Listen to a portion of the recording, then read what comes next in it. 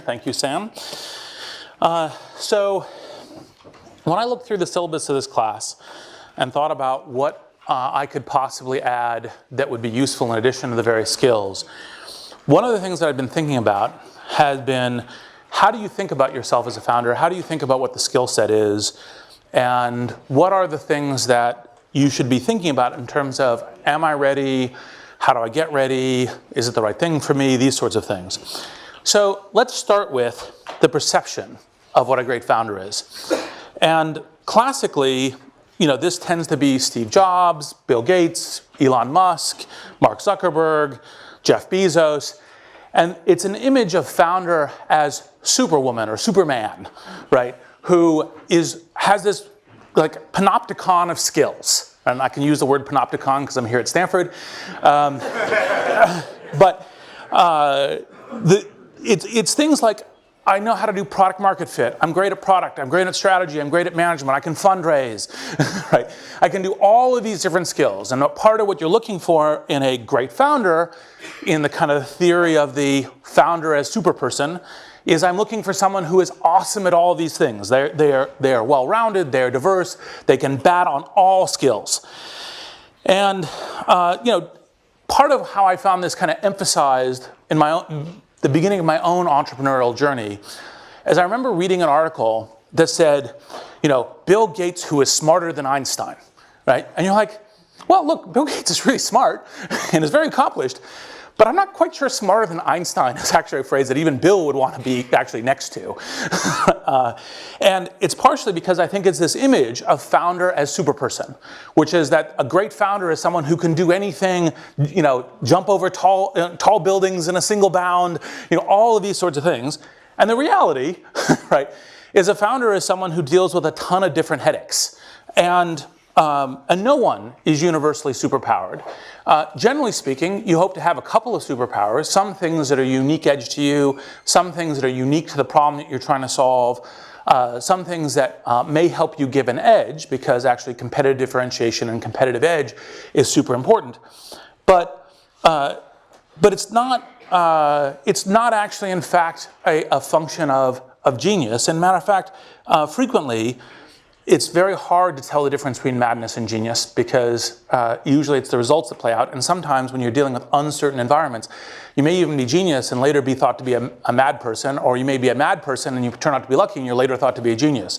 So it's actually kind of a challenging set of, like, how do you think about, these sets, what is the whole set of skills? And when us mere mortals, come into this kind of battle, what is the right way to think about it? And so, when I thought about this question of how is one a great founder, part of what you get to is, and actually this is probably the slide that for people on, this may have been a suboptimal choice for people on video, but it's like, these are all skills that are super important, right? These are all things that you say, well, okay, this is really, really important to do, and you must, in fact, actually do this well. And it begins to look like a superhuman task. And so what I did is I decided to take a subset of these and focus on some of the interesting things to think about. What is it that actually makes a great founder? Because it's actually not that you score 10 out of 10 on all these, you're the entrepreneurial Olympiad, right? You are actually the best at all of these things. So let's start with team. So one way to kind of, I think, talk about exploding the myth of the super founder is that actually, in fact, usually it's best to have 2 or 3 people on a team rather than a solo founder. It's not that to say solo founders don't actually play out, and they can successfully, but most often 2 or 3 people is actually, in fact, a much better. When I look at these things as an investor and I say, what is a good composition of a project and founders that are likely to succeed? It's usually there's 2 or 3 of them. And the reasons are because, for example, we've already talked about the fact that there's this very broad set of skills. There's this whole set of questions about how you adapt your company in order to be successful. And if you actually have 2 or 3 founders, you have different skills. You can compensate, because, by the way, everyone has weaknesses. You can compensate for each other's weaknesses. You can, in the diversity of problems that you encounter as a founder, that you can actually attack them. So one of the things that I suggest when you look at essentially a founding team is to have a real high preference for having co-founders, having a high degree of trust for those co-founders, because one of the things that, by the way, part of the whole entrepreneurial thing is there's lots of ways to die. One of the ways to die is you get a year down the road with your co-founders and then you're going through a messy divorce, right? And that is not always, but frequently fatal. And so, and then also the diversity of kind of tasks that you're trying to do. And actually, okay, yes, I was about to say that will be suboptimal from the viewpoint of being able to look at the slides. The next thing is location. And so frequently, I've heard told to me, it's like, oh, Silicon Valley aggregates all of this super talent, which it does, in terms of like what actually, in fact, it's the reason why Silicon Valley startups are so successful is because all of these great people, immigration, which is hugely important for talent and founders and everything else, emigrate here, and that's part of the reason. Now, it's actually, if you think about it from basic math, even if you take something that Silicon Valley is super strong at, which is essentially software skills in the last 2 decades, not all of the great software people move here. Not all of them can move here. There are many of them in various other parts of the world. And so why do I put choice of location as one of the things that comes down to thinking about whether or not you're a great founder? Well, the reason is because what great founders do is seek the networks that will be essential to their problem and their task. And they realize that it isn't just about kind of like I am super person. I can do this anywhere. I can do this, in the Antarctic, etc. Is in order to be successful, I have to go to where the strongest networks are for the particular kind of problem or the particular kind of thing that I'm doing. And Silicon Valley, by the way, is super good at some kind of tasks, some places that you essentially try to solve certain kinds of problems, but it is not good at all of them. Let me take kind of 2 examples. So one is Groupon. I don't think Groupon could have ever been founded here. Even though it's a software product, it actually even generates a network, which obviously a lot of the great networks are here, and uses a kind of internet technologies, a mobile product, and everything else, all of which we have a lot of great skills here in Silicon Valley, and the networks are really good for this. One of the things that's central for Groupon for its early days was having massive sales forces. And massive sales forces, strengths and weaknesses of networks tend to go together. Silicon Valley tends to be pretty adverse to plans that involve we're going to rent a 25-story building, and in 20 of those stories, we're going to have floors of salespeople, and that's how we're going to get our thing going. That kind of plan here tends to not get a lot of interest, tends to get a lot of criticism, tends to not have talent aggregate to it, tends to have financiers talk about things like capital efficiency and network effects and other kinds of things that are key here. And so it's actually not a surprise that actually, in fact, Groupon was required to be actually in Chicago, which is really good at this, as a way of actually kind of getting going and showing that even software startups can be in other places. But even if you begin to think about it, you say, okay, well, what kinds of other kinds of startups would someone be an idiot to move here to do? Think if someone were doing a fashion startup, not fashion a la Poshmark, which is a mobile marketplace, et cetera, which are a bunch of things that are good here. But I'm designing a new fashion company, and I'm going to come to Silicon Valley to do it. That's actually not such a great idea, right? And as I said, the fashion company might be a great idea, but you want the networks that support what you're doing. And so part of the reason why where should I locate my startup is a test for thinking about am I a great founder, is because part of what happens when you're actually founding a company is you're going, I will go to where it's successful to be, because the metaphor that I frequently use for entrepreneurship is jumping off a cliff and assembling an airplane on the way down. And the reason is because it's hard, it has a quasi-mortal exit by which you're default dead, and so you're taking every possible chance to actually win. And so great founders go, look, I'll move to what the network is. And that network is, this graphic is frequently Silicon Valley, but for tech startups, for mobile, for networks, for marketplaces, this is a really good place to do it. For a bunch of other things, you should think about whether or not it's a different location. Now here's something that, it's very in vogue, all right, very conventional to say you're contrarian these days. And so let's talk a little bit about what contrarianness actually in fact is. So it's actually pretty easy to be contrarian. It's hard to be contrarian and right. And in particular, when you're thinking about, is my idea contrarian or contrarian enough, it's how does a smart person actually disagree with me, right? Because if you can't think of a smart person who isn't like ignorant or just crazy or something else, but is a smart person who is somewhat expert in this or thinks that your idea has some serious challenges, then it actually isn't contrarian.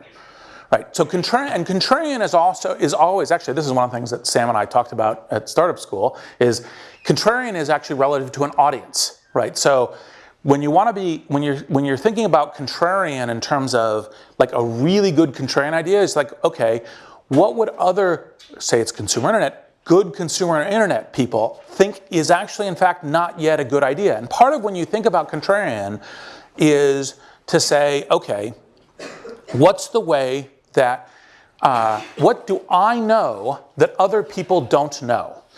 Because it isn't just oh, I'm brilliant and other people aren't, and that's the reason my contrarian thing is right. That's a very bad test. Might happen to be true. Of course, lightning could also strike you in the field, right?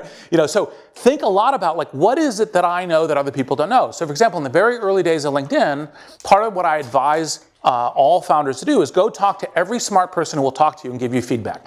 So with LinkedIn, I walked around and said, here's my idea, what do you think? 2/3 or more of my network, including some of the very, very smart people, all thought I was nuts. And the reason why I thought I was nuts was because they said, well, look, it's a network product. It's only valuable with a bunch of people in it. First person, no value. Invite second person, first person in it, no value for either of them. They already know each other. When do you actually begin to deliver on your use case, which is like 500K to 1 million people, right? And so you're never going to get to size. It's never going to grow. Now, what I knew that the critics didn't know was that I could think of a set of different ways by which people say, look, it's pretty easy to say, look, I believe in the vision of this, or I think it's interesting, or I think a product like this should exist, or I'm willing to play around with it.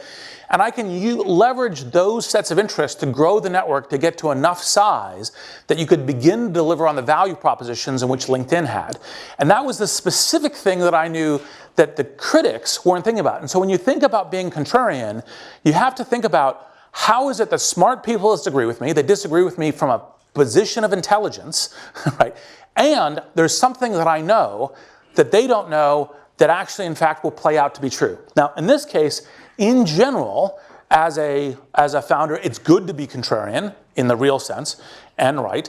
Now the other last part on the contrarianness is to think about, there's lots of different ways to be contrarian. So for example, a frequent one will be like, oh yeah, that's a good small idea, but actually, no, it's not small, it's large. Or, actually in fact, you can assemble the talent, or while most consumer internet startups tend to be, like for example, there's another LinkedIn example, tend to be only successful with their rocket ships, actually a gradual compounding curve can actually be very, very valuable.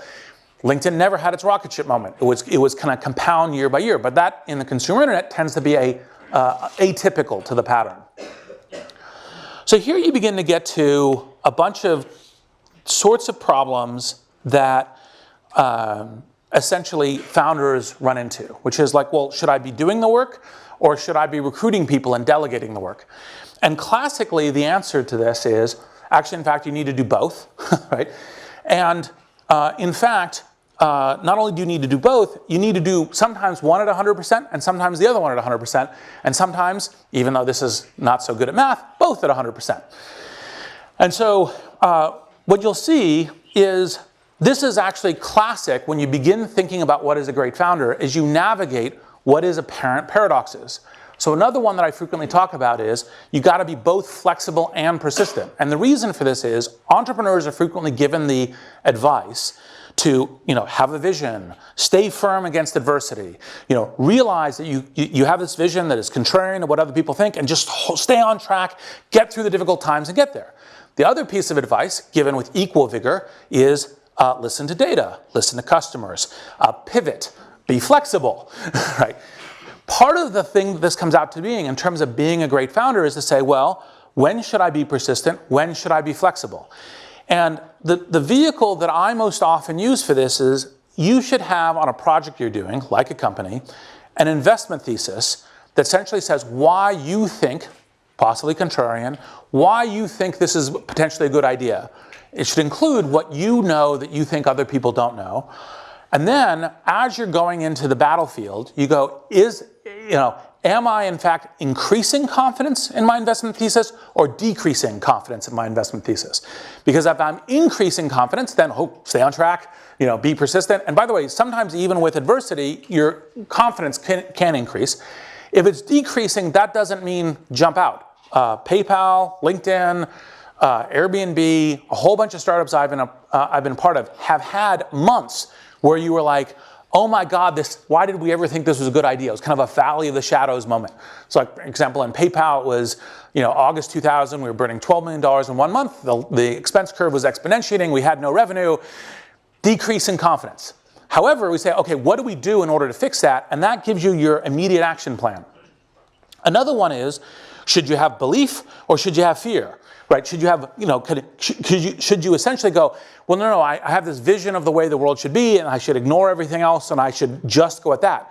Well, again, part of what being a great founder is being both able to hold the belief, to think about where it is you want to be doing and where you want to be going, but also be smart enough that you're essentially listening to criticism, negative feedback, competitive entries, where you're kind of going, okay, is this changing my investment thesis? Is this changing what I'm planning on doing? And it doesn't mean you lose confidence. You have the confidence, but you also essentially have the peril. Again, in this kind of thing of how do you put these two things together? Should I focus internally, build the product, ignore the world, ignore competitors, etc., or should I focus externally? Should I be recruiting? Should I be meeting people? Should I be gathering network intelligence? Again, the answer is both. And the reason why I'm focusing on these kind of it's both rather than either or is because part of what makes a great founder is the ability to be flexible across these lines, to sometimes be 90% one way, sometimes be 80% the other way, be executing the judgment on what does the current problem look like? How is it that when I'm trying to solve this, that I should say, this is what we should be doing and how should I be dividing the work?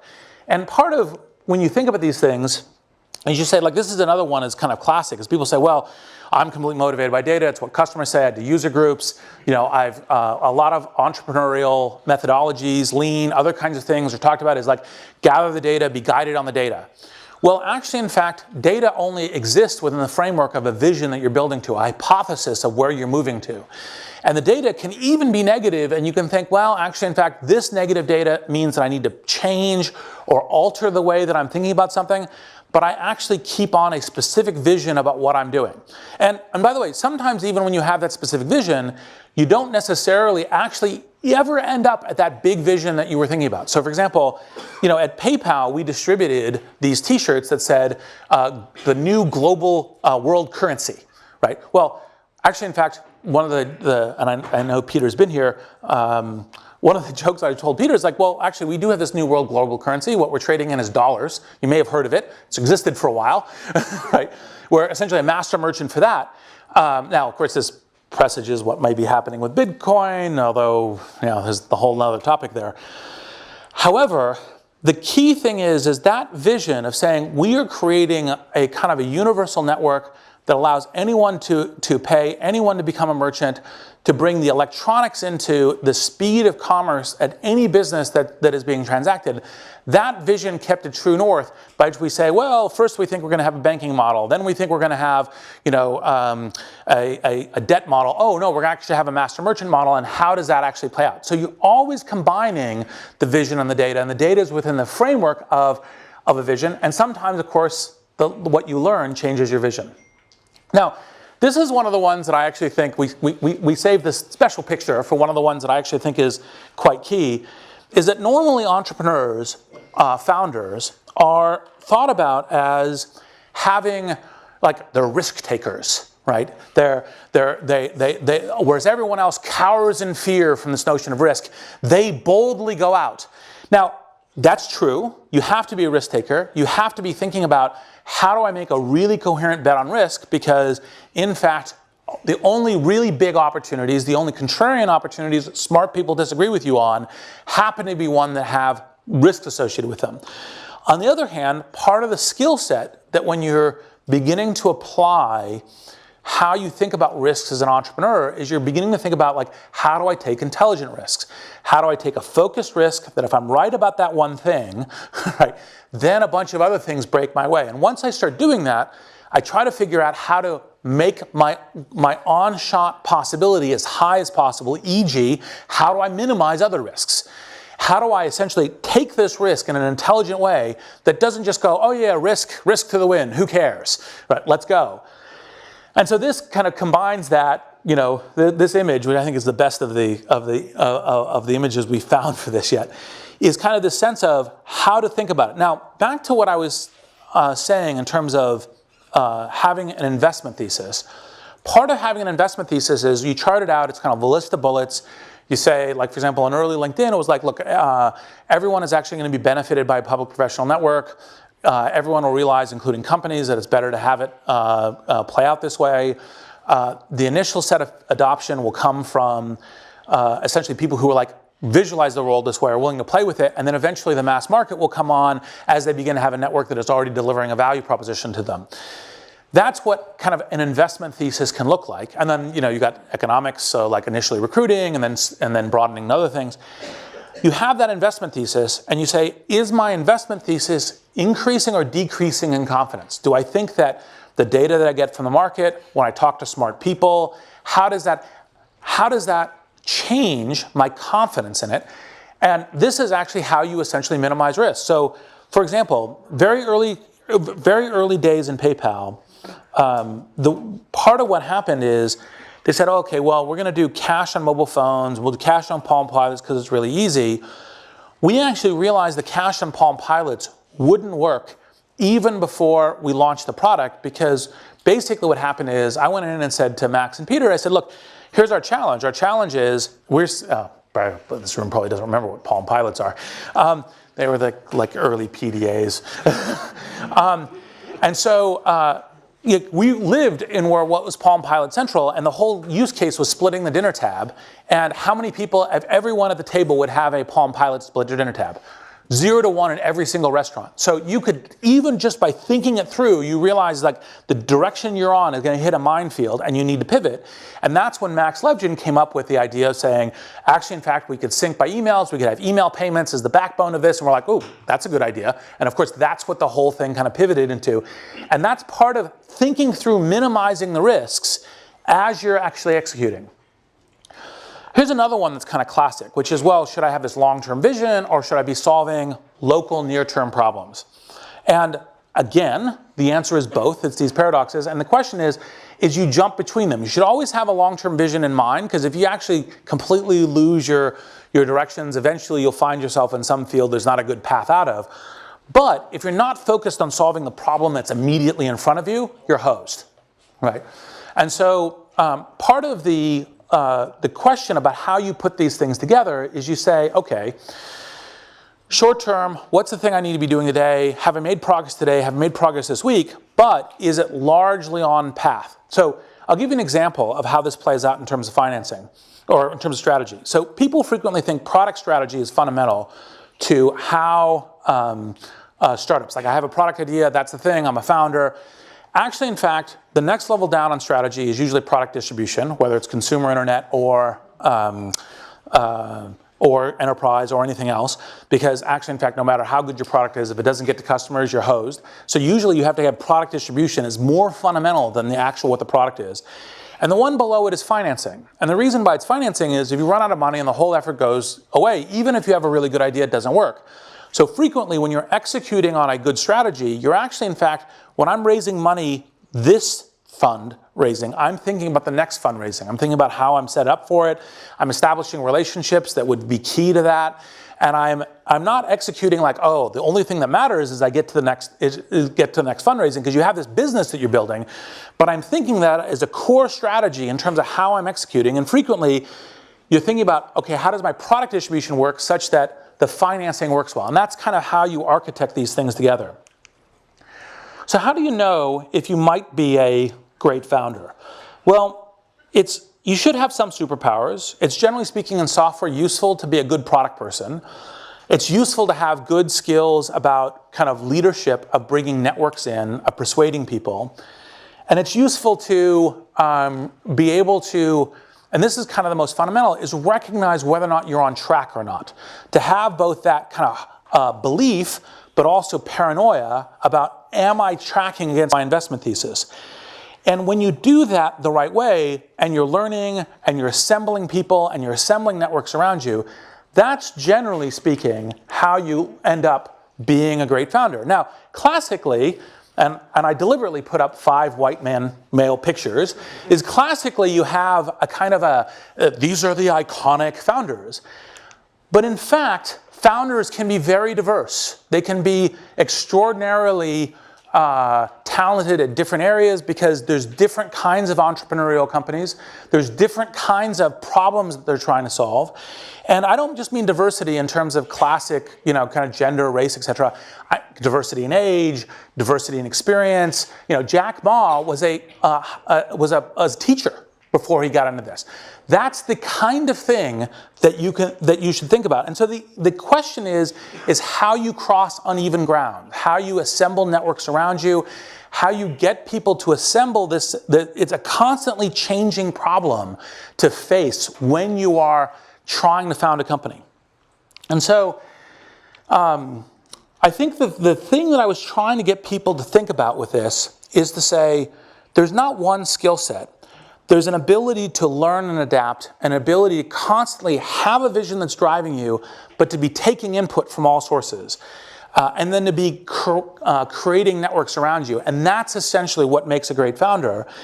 And your ability to do that while crossing uneven ground in a fog, which is kind of the way that entrepreneurs, because you don't really know, like, did you always know this was going to work? No, unless you're crazy, right? Although sometimes crazy works. So with that, I will now go to a few questions. But it was kind of this mindset of founders, which is kind of key. And if there's no question, here. I'm curious about how on LinkedIn, how you targeted the early adopters, you selected and came up with a strategy for getting the right early adopters that you knew would strengthen your investment thesis and really help it take off. Because it seems like every startup faces that. Yep. That same challenge. So one of the really fundamental things is to think about product distribution as key. And for LinkedIn, we had a couple things going for us. So one, the web was boring in 2003. That basically what happened is everyone had thought the consumer net was over, and so people were doing clean tech and enterprise software and everything else. That's a much harder problem now, because everyone thinks the internet and mobile is interesting. And so breaking through the noise is really key. So the strategy we used wouldn't work. We just actually sent out some invitations to a group of people and then tuned the mechanism to have, and did PR to get people. Like, one of the decisions we made early that was right was to say, should we only allow it as invite only, or should we allow cold signups? The reason we should allow cold signups is because the people who are super enthusiastic about this weren't necessarily the people we know, so they would sign up and spread it. That sort of thing were all the kind of decisions we made. Now that challenge is much harder, because the challenge when you think about product distribution is how are you competing for potential customers or potential members' time? And what do they think, what do they have to believe in? Back in 2003, it was like, well, a professional network, that's potentially a good idea, what the hell, I'll play with it, there's not a lot of other things for me to look at. Today, there's tons of things. And so your strategy today when you're looking at product distribution has to be, what is my really decisive edge? What is the hack that I know that other people don't know? Sure. As an investor, when someone comes to you, how do you tell he's a good founder or not from just like a half-hour pitch? So how do I know if someone's a good founder or not? Well, it's not. I'm a huge believer in references. Usually, I only ever. Actually, no.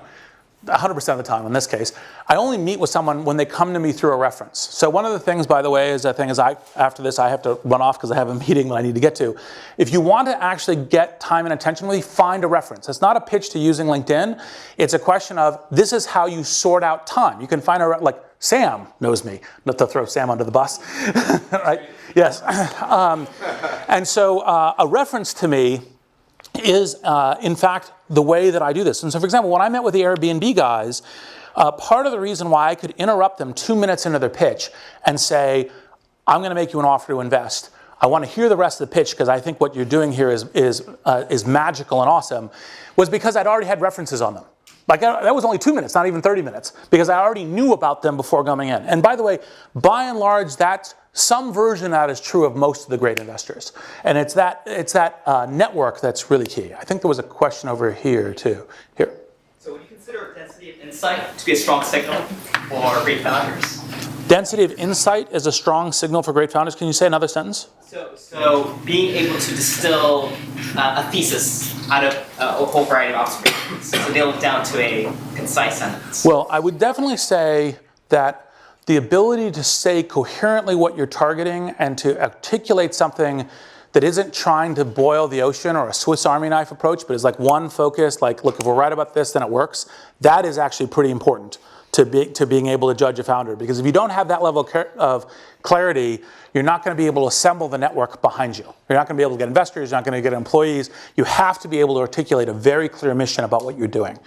And insight is helpful, although a little bit of this depends on the stage. It is always, I find myself attracted to founders who've analyzed the problem a good way, but frequently I've seen great founders who do not present good analysis, but have an instinct about what they're doing, and so you more chart what's going on around them. When LinkedIn had like 5 years of wrap-up time, like what kept you going to keep doubling down on the original? So how did I keep persistence when? Because actually LinkedIn went through, let's see, for those who remember, we were treated as the little alternative to Friendster, then to MySpace, then to Facebook, right? So we had a lot of different, we are the little teeny one next to these respective giants each of the time. Ultimately, for me, when I was thinking about LinkedIn, this gets back to the investment thesis as a mechanism. I continued to believe the right economic system design for every individual's life and for organizations' life is to have public professional profiles. That world is the way the world should be. Everyone's much better off with it. And we are getting closer to that than everyone else. It may be that it hasn't taken off as fast as I liked. It may be that the general world is going, oh, this social stuff is really interesting. We could only get in the news in the summer of 2003 by saying we were Friendster but for business, which is completely nonsensical once you begin to look at the thing. But it was like, okay, we'll cover you because it's Friendster but for business. And that was important to begin to get people to pay attention to us. And so the confidence was that world, I still have confidence to believe that it should exist. And no one is getting closer to it than we. It's taking us maybe longer than I'd hoped to get there, but that's okay. So, same. When you get it wrong, when you meet a founder that you think is going to be really good and seems to be able to move between these opposing forces, yep. And on paper seems like they're going to go the distance, what is it that makes you get wrong about someone that looks good at first observation? Well, to some degree, you can only fully cross these kind of minefields by actually going and doing it, right? So you can be wrong about your hypothesis. The kinds of things that frequently get wrong are when you think that a person, because they, for example, one of the tests that I frequently use in an interaction is I push on the idea some. And what I'm looking for is both flexibility and persistence. I'm looking for, no, I have conviction in what I'm thinking and I'm arguing it, but I'm listening to what you're saying and I'm adapting to the concerns and whatnot of how you think about that. Sometimes you'll find someone who says, look, I've learned to mimic that behavior. So I've learned to say, for example, I've learned to look like I'm reasoning with you and I look like I'm thinking about the challenges you bring up, but actually, in fact, I'm ignoring you, right? And ignoring me, that might be fine, right? Ignoring the world in general is usually a disaster. And so those are the kinds of things that in the measurement you can see essentially getting wrong.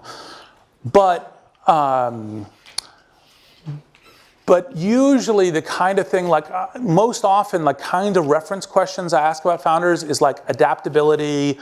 One of the phrases that I frequently look for is infinite learning curve, because each entrepreneurial pattern is to some degree unique and new, and can you learn the new one, right, is a way of doing it.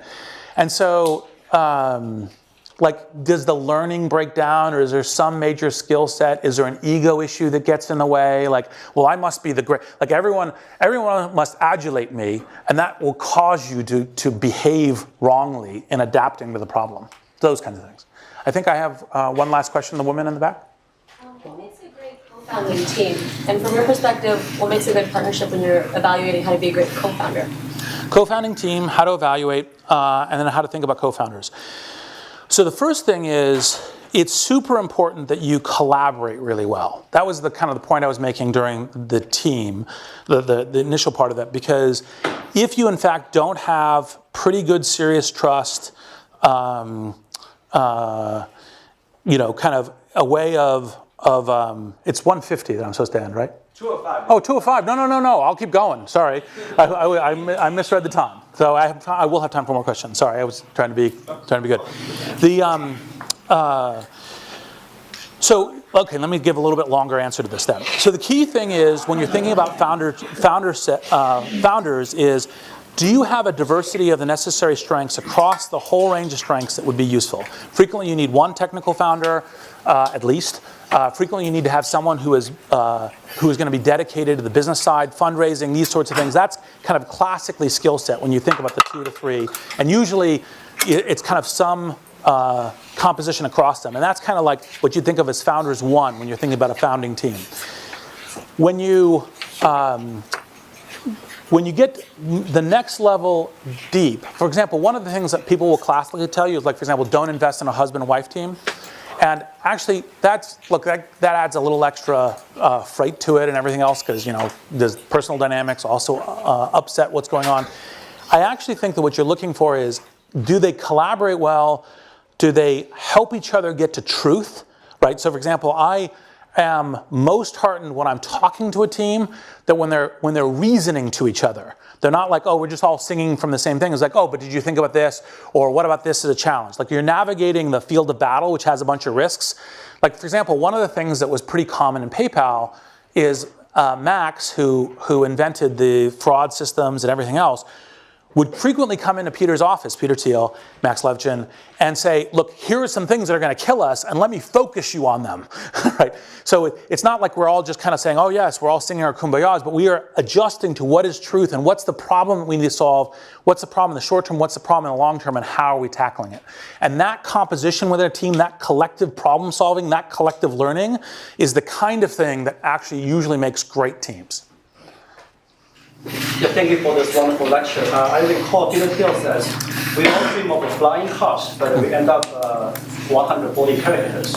So I would like to ask you, how to identify the great founders in different sectors. Like someone might be in social network, like LinkedIn, like you, and someone maybe working on quantum computing or hardcore lab science or the vision to Mars, or those kind of things. Yep. Do you see any common place or any different? So different founders, different areas, how do you identify them? So the talk was aimed at kind of what is unique about the mindset, I think, of founders that is great founder across all founders. That's part of what this was, an attempt to say, look, because there are differences. So for example, in software, speed to market, speed to learning is really key. In hardware, if you screw it up, you're dead, right? So accuracy really matters, right?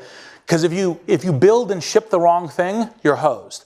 So generally speaking, as an investor, and this is part of the reason why a lot of investors have a certain set of things that they then learn pretty well and try to reapply, because they try to understand a domain well enough to be able to identify which are the founders in this domain that really matter, and if we're investing in this domain, how do we do that well? And so there are attributes that are unique per domain. So for example, like one of the classic ones is, how good must you be at operational efficiencies in terms of margins, cost controls, etc. You're dealing in the worlds of atoms, including even in e-commerce. You've got to be really good at that. You're doing a digital game like a Zynga-like startup, doesn't matter at all, right? So and so you look for that kind of fits and proclivities. And part of the beginning of this is, it's not actually in fact that it's one person is good at everything. I would be like, one of the funniest conversations I had with a friend of mine who worked for me at my first startup, SocialNet, is he looked at me and he said, Reed, I would never hire you to be a manager of McDonald's. I'm like, yeah, I wouldn't either. I'd be terrible at that, right? And so it's the skill set that fits, but also the whole point of this is actually navigating a set of things that look like paradoxes, sometimes being heavy on one, sometimes heavy on the other, and having the right judgment at the moment in terms of what you're doing. And that's what tends to be more universal. You mentioned that it took you longer than you would have liked to grow LinkedIn. So can you speak a little bit about how to know whether or not you should stay in, or how to know when to give up?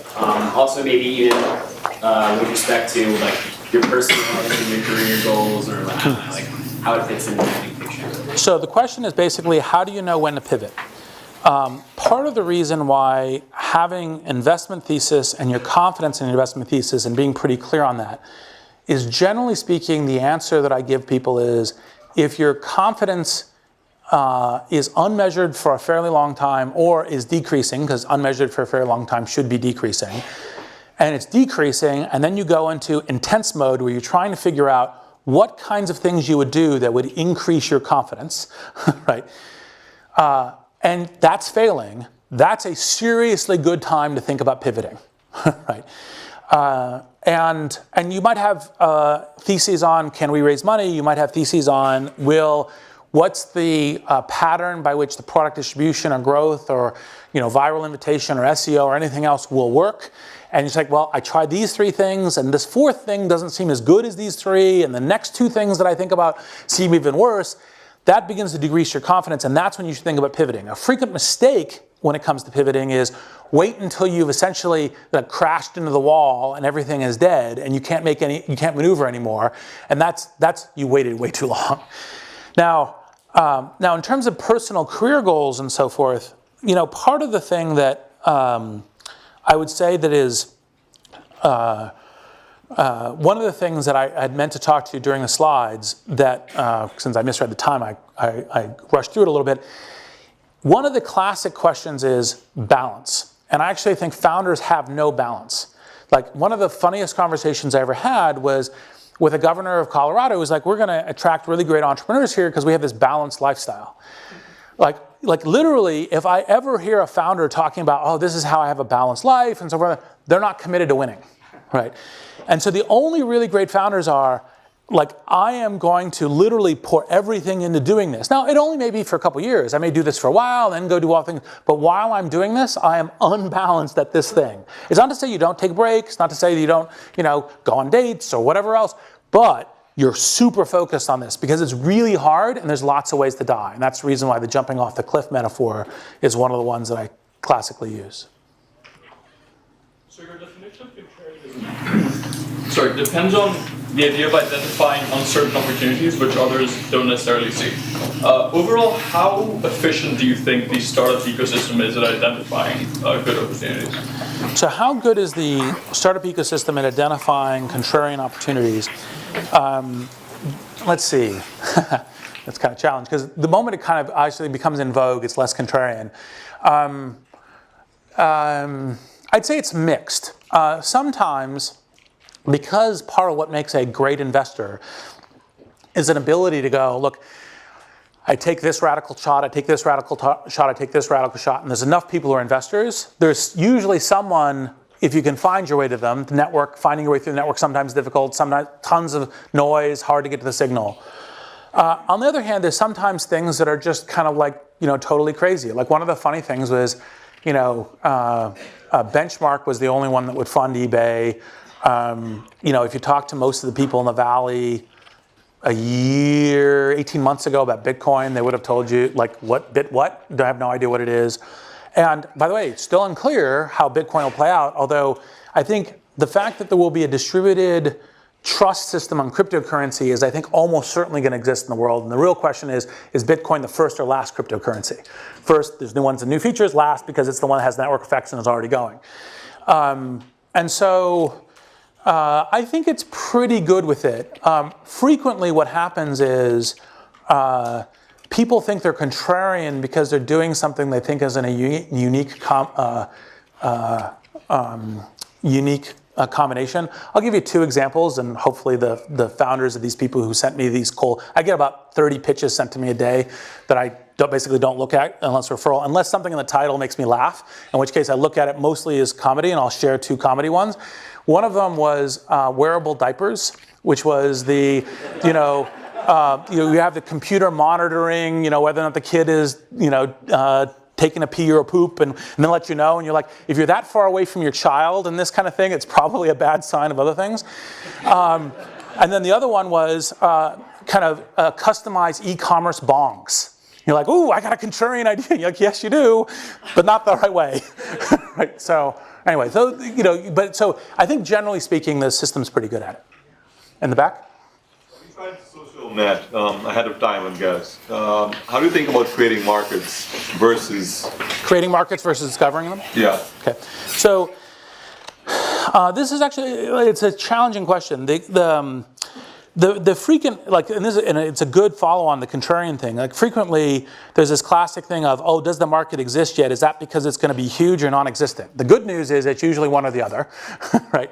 And so that makes going after something that most people don't think is a market, but you have a reason to believe it, is actually sometimes frequently a good bet. However, it can sometimes completely flame out. And one of the things you're doing when you're testing your investment thesis is, what would lead me to think whether or not there's a market there or not? Because, at the beginning, there are no markets. And so it is, of course, conceptually possible to create markets. People think that there's a new need for this sort of thing.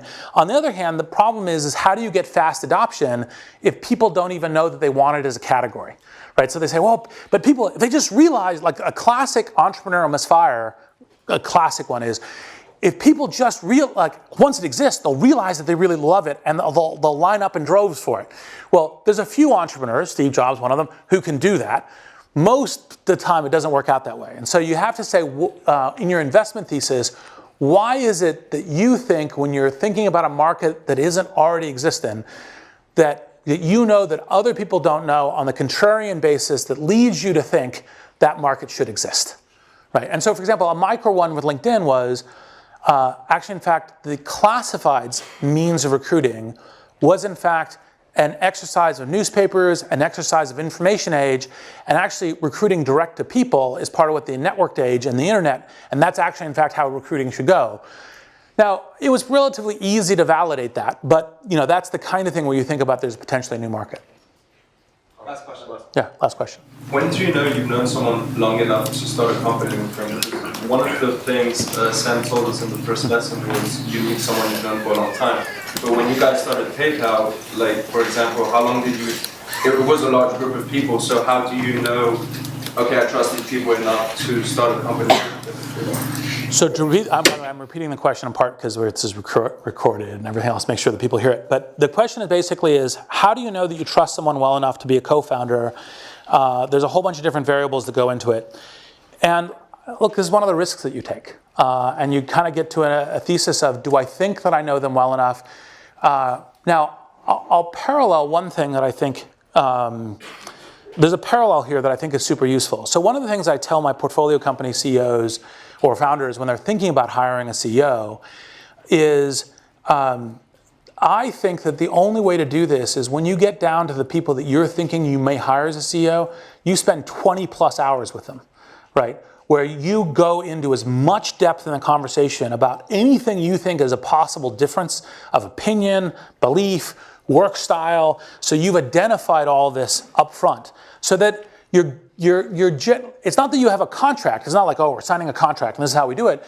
But we've established the conversation. We've gone to all the parameters. We've had a conversation about what we might agree with or disagree with.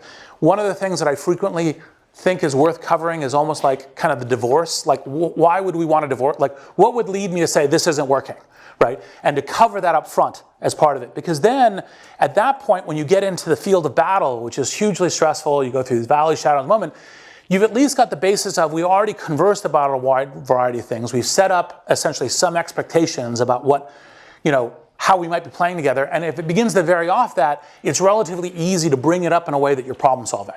And that's the kind of thing that I think you should be fairly confident that you have that level of trust.